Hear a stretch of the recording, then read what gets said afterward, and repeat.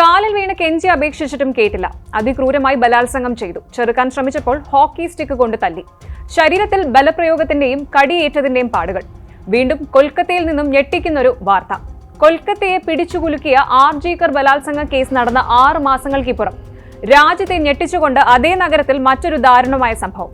വീണ്ടും ഒരു ക്രൂരമായ ലൈംഗികാതിക്രമം. ഇത്തവണ സർക്കാർ ഉടമസ്ഥതയിലുള്ള ഒരു ലോ കോളേജിലാണ്.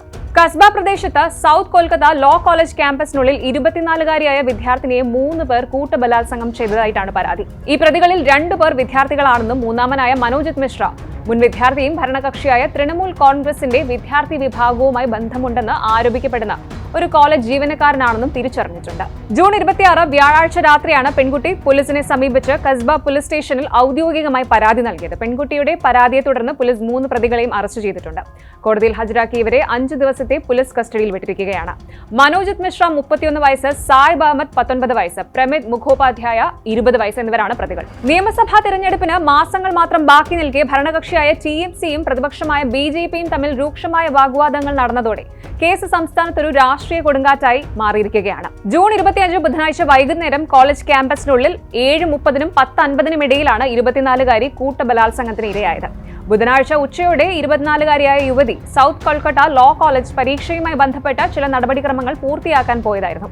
ആദ്യം കോളേജ് യൂണിയൻ റൂമിലായിരുന്നു യുവതി ഇരുന്നത്. പിന്നീട് പ്രധാന പ്രതി കോളേജിന്റെ പ്രധാന ഗേറ്റ് പൂട്ടിയിടാൻ നിർദ്ദേശം നൽകുകയും ക്യാമ്പസിലെ സെക്യൂരിറ്റി ജീവനക്കാരന്റെ മുറിയിൽ വെച്ച് യുവതിയെ ബലാത്സംഗം ചെയ്യുകയുമായിരുന്നു എന്നും പരാതിയിൽ പറയുന്നു.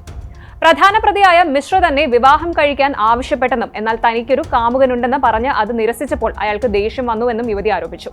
ഇതോടെ പ്രതികൾ തന്നെ മുറിക്കുള്ളിൽ ബലമായി പൂട്ടിയിടുകയും തന്നെയും കാമുകനെയും കൊല്ലുമെന്ന് ഭീഷണിപ്പെടുത്തുകയും മാതാപിതാക്കളെ അറസ്റ്റ് ചെയ്യുമെന്ന് പറയുകയും ചെയ്തുവെന്ന് അവർ പറയുന്നുണ്ട്.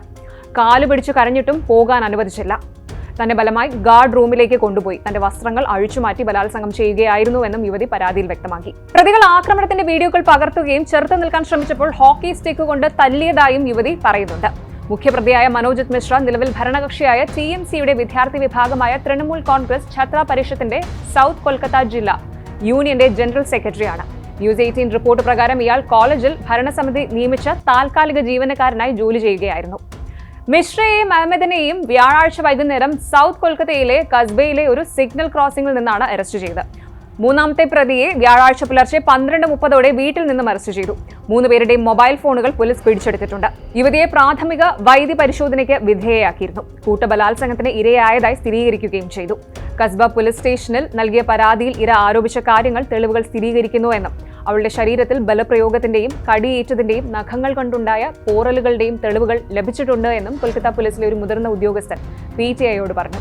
നിരവധി സാക്ഷികളുടെ മൊഴികളും രേഖപ്പെടുത്തിയിട്ടുണ്ട്. സംഭവസ്ഥലം പോലീസ് സീൽ ചെയ്തിരിക്കുകയാണ്. പശ്ചിമ ബംഗാളിൽ മമതാ ബാനർജി സർക്കാർ സ്ത്രീകൾക്ക് സുരക്ഷിതമല്ലാത്ത അന്തരീക്ഷം സൃഷ്ടിച്ചുവെന്ന് ആരോപിച്ച് BJP TMCയെ ശക്തമായി വിമർശിച്ചു. ബലാത്സംഗങ്ങൾ ഒരു നിത്യസംഭവമായി മാറിയിരിക്കുന്നു. ഭരണകൂടം അതിന്റെ പെൺമക്കളെ പരാജയപ്പെടുത്തുന്നത് തുടരുന്നു. മതി, BJP ഇനി മൗനം പാലിക്കില്ല. TMCയുടെ ഭരണത്തിന് കീഴിൽ വളർന്നു വന്ന ഈ ബലാത്സംഗ സംസ്കാരം അവസാനിപ്പിക്കാൻ കഠിനമായി പോരാടും, പാർട്ടി പ്രസ്താവനയിൽ ശക്തമായി പറഞ്ഞു.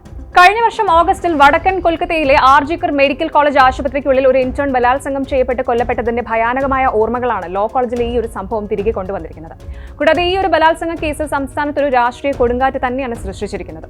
തൃണമൂൽ കോൺഗ്രസ് BJP വാക്പോര് വിഷയം രാഷ്ട്രീയമാക്കി കഴിഞ്ഞു. നിയമസഭാ തിരഞ്ഞെടുപ്പിന് മുൻപ് സർക്കാരിനെതിരെ BJPക്ക് വീണു കിട്ടിയ ആയുധമായിട്ടുണ്ട് ഈ കേസ്. കൂടുതലൊന്നും പറയാനില്ല. കേവലം ഒരു രാഷ്ട്രീയ വിഷയമായി മാത്രം ഇത് ഒതുങ്ങാതിരിക്കട്ടെ.